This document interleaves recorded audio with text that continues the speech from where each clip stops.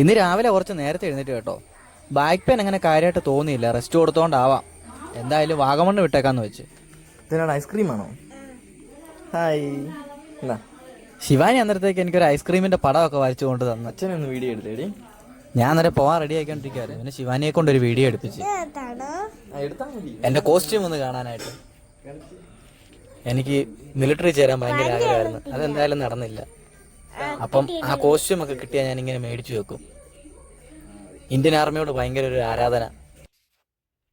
കഴിഞ്ഞ തവണ പോയപ്പം പോകാൻ പറ്റാഞ്ഞ കുറച്ച് സ്ഥലങ്ങളുണ്ട്, അവിടെ മൊത്തത്തിലൊന്ന് പോകണം. അതായിരുന്നു ഇന്നത്തെ പോക്കിൻ്റെ ലക്ഷ്യം.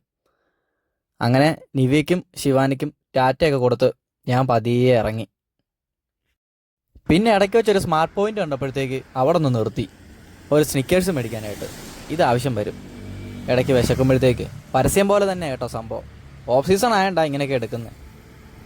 ഡയറ്റ് ആണെങ്കിൽ ഇമാതിരി സാധനം നമ്മൾ തുടത്തു പോലും ഇല്ല. ഇപ്പോൾ ഡയറ്റ് എന്തായാലും ഡയറ്റ് അല്ല, അതുകൊണ്ട് പിന്നെ വിശപ്പൊന്നും പിടിച്ചു നിർത്തുന്ന പരിപാടിയൊന്നുമില്ല.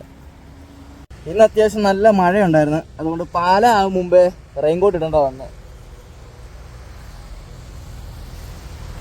ഇതെൻ്റെ ഈ ജാക്കറ്റിൻ്റെ കൂടെ കിട്ടിയ റെയിൻകോട്ടാ കേട്ടോ. പാൻറ്റ് ഞാൻ ഡെക്കാത്തലോണിൽ നിന്ന് മേടിച്ചതാണ്. പിന്നെ ഒരു ബൂട്ട് വാങ്ങിയായിരുന്നു കേട്ടോ, അത്യാവശ്യം കുഴപ്പമില്ലാത്ത ബൂട്ടാണ്.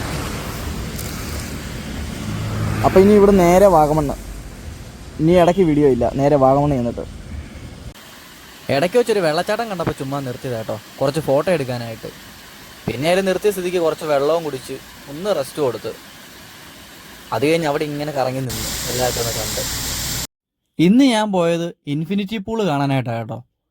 എനിക്ക് ആദ്യം പോയപ്പോൾ അറിയത്തില്ലായിരുന്നു ആ സ്ഥലത്തെക്കുറിച്ച്. അത് കഴിഞ്ഞ് കുറേ റീൽ ഇങ്ങനെ കണ്ട്, അപ്പോൾ അടിപൊളി സ്ഥലം, അപ്പോൾ മിസ്സാക്കണ്ടെന്ന് കരുതി ഇന്ന് ഞാൻ ഇറങ്ങിയതാണ് കാണാനായിട്ട്. അപ്പോൾ ലൊക്കേഷനൊക്കെ ഞാൻ തപ്പിപ്പിടിച്ച് അവിടെ ഒരു ചേട്ടനോട് ചോദിക്കുകയും ചെയ്തു. പിന്നെ വണ്ടി ആ റോഡ് സൈഡിൽ ഒതുക്കി വെച്ചു. അവിടെ വേറെയും കുറേ വണ്ടിയൊക്കെ ഇരിപ്പുണ്ടായിരുന്നു. അപ്പോൾ അവരും അങ്ങോട്ട് പോയതാണെന്നാണ് ചേട്ടൻ പറഞ്ഞ്.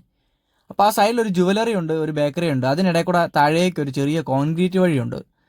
അത് നേരെ കയറി ചെല്ലുമ്പോൾ കുറച്ച് വീടിൻ്റെ അങ്ങോട്ടാണ്. അവിടുന്ന് റൈറ്റിലും ലെഫ്റ്റിലും വഴിയുണ്ട്. ലെഫ്റ്റിലായിരുന്നു പോവേണ്ടത്. ഞാൻ നേരെ പോയി റൈറ്റിലേക്ക് പോയി. അവിടെ ആരോടും ചോദിക്കാനില്ലായിരുന്നു, ആ കാര്യം ആ ചേട്ടൻ പറഞ്ഞുമില്ലായിരുന്നു. ഇതുവഴി നേരെ പോയാൽ മതി എന്നാണ് പറഞ്ഞത്. അപ്പോൾ ഞാൻ കൺഫ്യൂസ് ആയിട്ട് നേരെ അങ്ങോട്ട് പോയി. അവിടെ ചെന്നപ്പോഴത്തേക്ക് എനിക്കാണെങ്കിൽ നല്ലൊരു സർപ്രൈസ് ഒരുക്കി വെച്ചിട്ടുണ്ടായിരുന്നു. ഒന്നും പറയണ്ട, നിങ്ങൾ കണ്ടു നോക്ക്. ഞാൻ ചെന്ന് കയറിയത് 2 യമണ്ടം പട്ടിയുടെ വായിക്കാത്തോട്ടാണ്. എൻ്റെ പൊന്നു,